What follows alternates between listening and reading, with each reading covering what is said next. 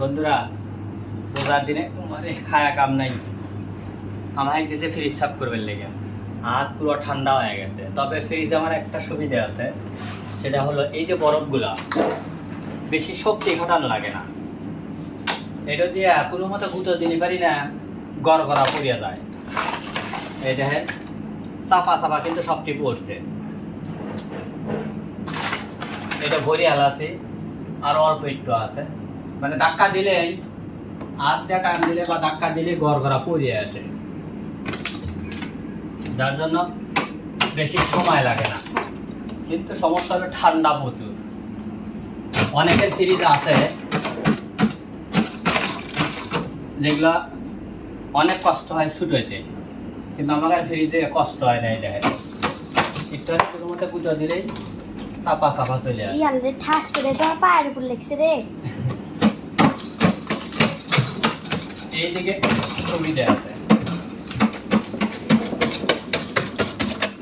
আমি ফ্রিজ কেনার পরে থেকে আজ পর্যন্ত এত কষ্ট হয় নাই ফ্রিজ সাফ করবে। যা এই দেখেন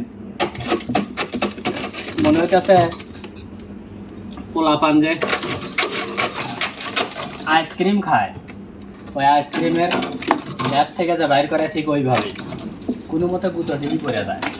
1 বছর পরে কিন্তু ফ্রিজ সাফ করতেছি, তার ভিতরে আর সাফ সাফ করা নেই।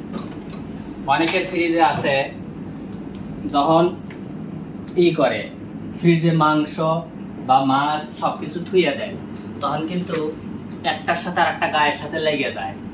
কিন্তু আমার এই দেখেন সব যেমন করে পোটলা বানা হয়েছে এমনই, এই যে একটার ভিতর থুয়ে দিছে না। আমি যদি আপনাদের খুলিয়া দেখাই,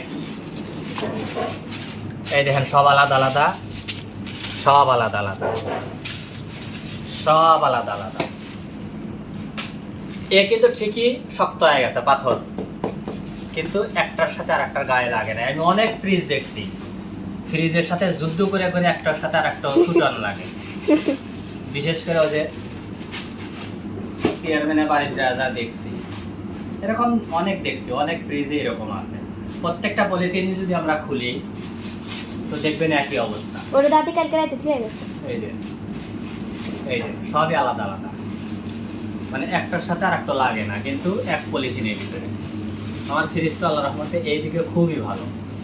তো বন্ধুরা বাড়তি কথা না বলে আসেন কাজের কাছে, খাওয়া কথা না বলি। কিন্তু বন্ধুরা যে কষ্টটা হচ্ছে এখানে ঠান্ডা যে একেবারে হাত দিলিবার হাত। এবো দেখো উপরের এই ফ্রিজটাও কিষণ তোর খালি, আমাদের আমি ঢুকে যেতে পারবো না। হারাবরি খুলে দিলে তুমি ঢুকে যাবে। হ্যাঁ না, আমি ওখানে ঢুকে বসে থাকি, তুমি ফ্রিজ বন্ধ করে দাও, আবার শীত আসি বাইরে লিও নি। এই দেখো কাছে এসো, আর একটুখানি গুঁতো দিছি গোল খালি। মনে হইতেছে যে বরফের চাকলাও যে ছাদের উপরে বিভিন্ন দেশে আইস জমিয়ে থাকে, যে ঠিক সেম ভাবে এই যে বেশি শক্ত না কিন্তু মোটা হয়ে জমিয়ে রয়েছে। এই গুঁতো দিলেই পড়ে যায়। এই দেখেন রাত দিয়ে ছুটে যায় নিচ দিয়ে চাপা চাপা নিয়ে আসছে। ফ্রিজ থেকে কিন্তু বরফ ছাড়াই না শেষ, সম্ভবত 4-5 মিনিট লাগলো বরফ ছাড়াইতে। এমনও ফ্রিজ আছে, আমি আমার দোস্তর 2টা ফ্রিজ আমি পরিষ্কার করি, ওখানে লোহা দিয়ে হাতে উঠতে গুঁতা গুঁতা গুঁতা গুঁতা এই ফ্রিজ থেকে এগুলো ছাড়াতে লাগে। কিন্তু আমার কাছে এটা আলহামদুলিল্লাহ আপনার দোয়ায় আল্লাহর রহমতে ফ্রিজ একখান পাচ্ছি ভাই, মনের মতো নাকি ভাতে ভাত ব্যবহারও করতেছি, কোনো ময়লা নেই। আবার আমাদের ফ্রিজে হচ্ছে গিয়ে বেশি দিন থাকলে পরেও কিছু নষ্ট হয় না, নষ্ট হয় না।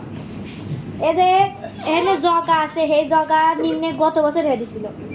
ঘষা মাজা করি চাও, ঘষা মজা করিচ্ছি, কালো তুলে এখন ফসা বানা হলাবো। মানে এতক্ষণ আসিল কাইলে মিয়া ছাওয়াল বুঝছে, মেকআপ দিতেছি, মেকআপ দিয়ে এখন পরিষ্কার বানা হলাবো। মেকআপ কি জানো? ভিম্বা ভিম্বা। হার পিক লিয়া দিলি আরো ভালো হইল না। হ্যাঁ ভিমবারের ঠেলাতে সব কাইলে উঠিয়ে যাবে। এই কত কাইলে এখন দেখছি, যাও দেখো তো, এখন দেখো আর নীল দেখা যাইতে দেখা যেতে। এই তো পানিটা তুই হেলানি সব সাদা হয়ে যাবে।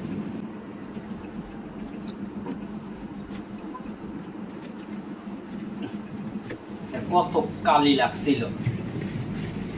কিসের আসলে গ্রামের ফ্রিজ তো এই জন্য হলো কালি লাগে বেশি, বুঝছো?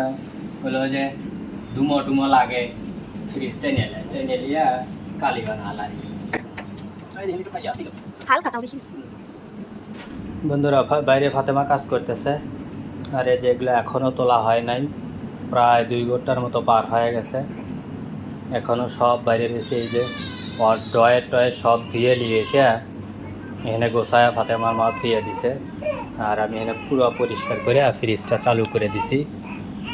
বিসমিল্লাহ, এই যে ফ্রিজটা চালু, ইনশাল্লাহ ফ্রিজ ফটফটা।